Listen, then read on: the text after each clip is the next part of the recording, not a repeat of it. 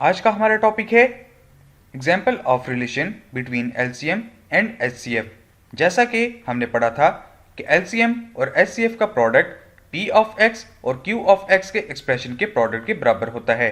अगर हमें HCF, P of x और Q ऑफ x की वैल्यूज गिवन हो तो हम एलसीएम को इस फॉर्मूले से फाइंड कर सकते हैं। इसी तरह अगर हमें LCM, P of x, Q of x की वैल्यूज गिवन हो तो एचसीएफ को हम इस फॉर्मूले से फाइंड कर सकते हैं। अगर हमने P ऑफ x की वैल्यू को फाइंड करना हो तो उसके लिए हमारे पास एलसीएम, एचसीएफ और Q ऑफ x की वैल्यूज होना जरूरी है। P ऑफ x को इस फॉर्मूले से फाइंड किया जाएगा और Q ऑफ x को इस फॉर्मूले से फाइंड किया जाएगा।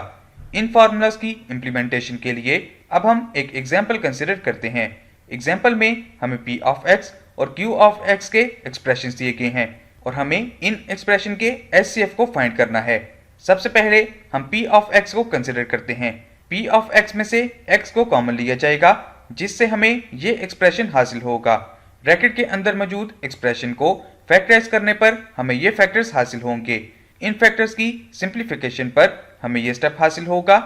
x प्लस 2 को एक अलहदा ब्रैकेट में लिखा जाएगा जबकि 2x माइनस 1 को एक अलहदा ब्रैकेट में लिखा जाएगा, जहां से हमें P ऑफ x की ये सिंपलेस्ट फॉर्म हासिल होगी।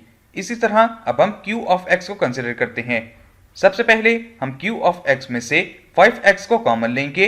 ब्रैकेट के अंदर मौजूद एक्सप्रेशन को फार्मूले के थ्रू फैक्टराइज करने पर हमें ये फैक्टर्स हासिल होंगे। इस एक्सप्रेशन की सिंप्लीफिकेशन पर हमें Q ऑफ x की ये सिंपलेस्ट फॉर्म हासिल होगी।